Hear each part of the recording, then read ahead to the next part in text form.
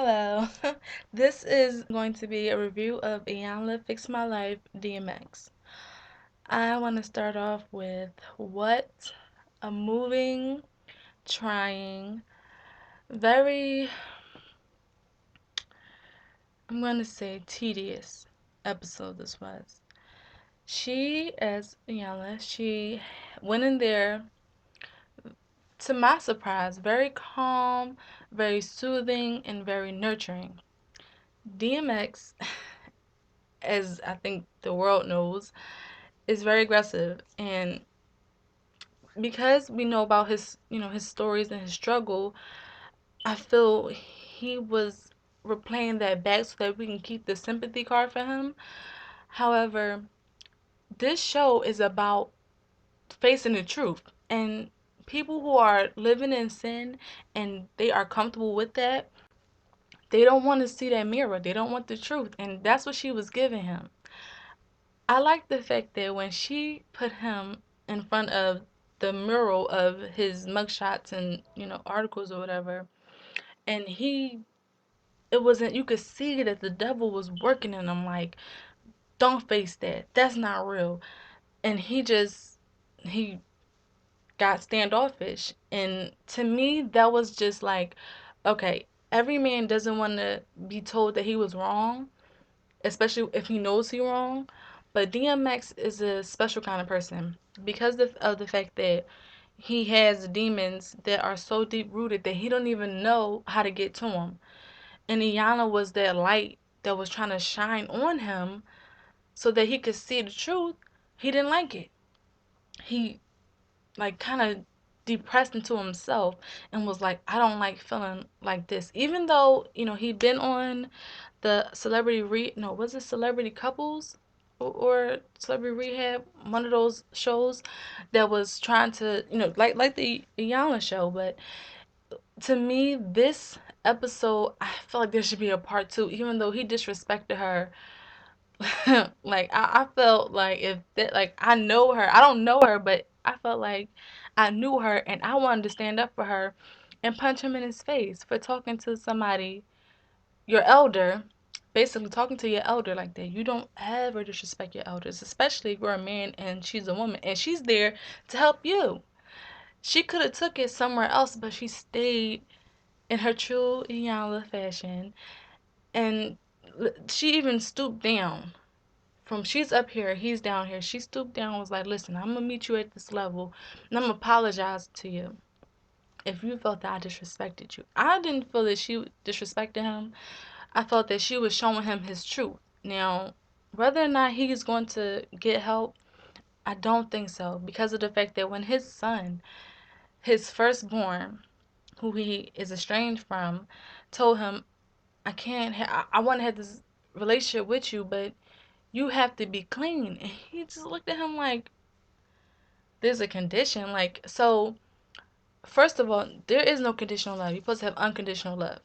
But as the child, you're like, listen, man, I'm a man of my own. I have to go up in this world and be a man of my own. And you're not an example. You're not an example for me. So he's telling him, in order for you to be in my life and me to be in your life, you have to be clean. And I feel like that's not a hard thing to do, especially if you love your child unconditionally. And he was saying that to him. But when he told him, you have to be clean, like, he made it seem like he told him, you have to cut off your private part. It's like, yo, you can't put down alcohol and the weed for your son, your firstborn. Like, that was so disturbing. It was a disturbing episode to see someone that you admired for a long time. I love DMX, and to see that he didn't want to get better. He came into the show thinking that she was going to talk to him about his womanizing ways. But come on now, you know that it's going to get a little deeper than that. And the fact that this man kept crying and crying, crying when she asked him, "Are you high?" I don't know if everybody out there, you know, knows drug related people, people who are addicted.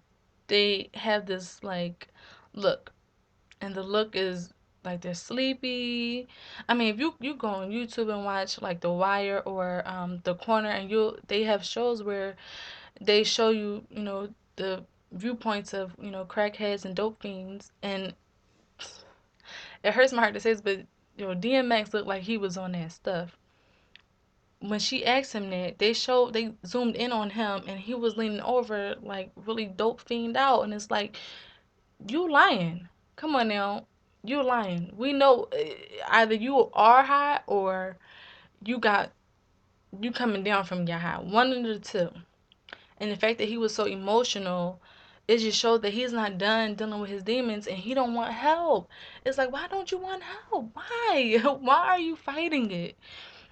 And I mean, it broke my heart the fact that, him and his mother still have that issue where she abandoned him. But it's just to me, I'm thinking, he said he liked the pain so he doesn't have to feel it again, but you like the pain because that's what makes you full. Like, cause he's an empty man. Like, he was on top of the world. He had a family, he had money, he had success, fame, but he was empty. And I felt he was empty because he didn't want to be full without the drugs and the worldly possessions. Even though he had a wife for, I think she said 24 years, she was an enabler. And I think it's because of the fact that her father was a drug addict. So she married a drug addict. And I didn't know that. So when I found that out tonight, I was like, wow, there you go. There's the pattern.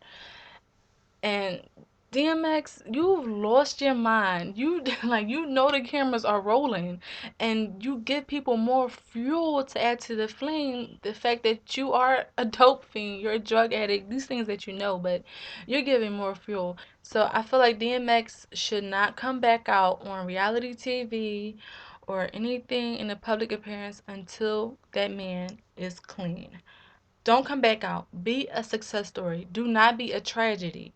We already lost one great entertainer, which is Whitney Houston, to that kind of lifestyle. We would like, I mean, I'm speaking on myself. I would like to see DMX be a success story.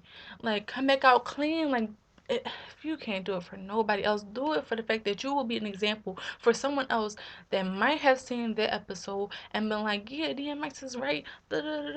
I mean, he's making it so hard to do it himself. Like, he's making it so hard just to be like, okay, all right, I'm gonna get clean and I'm gonna stay clean, and this is what it is. I mean, I just feel so sad for him, but I mean, I think DMX is comfortable in his ways, but if not for himself, do it for his family, his kids. Like, he's gonna miss out on his son, and who knows if his son's, has his first son, and then you won't be able to see your grandkids because you can't get clean. It's crazy. It's crazy. You really should take in consideration of the life that you're leading because you don't know who's watching you. And clearly your son is watching you and he's that you're less of a man now because you don't want to straighten up and fly right. You should want to do that for your son. You should really want to do that, DMX.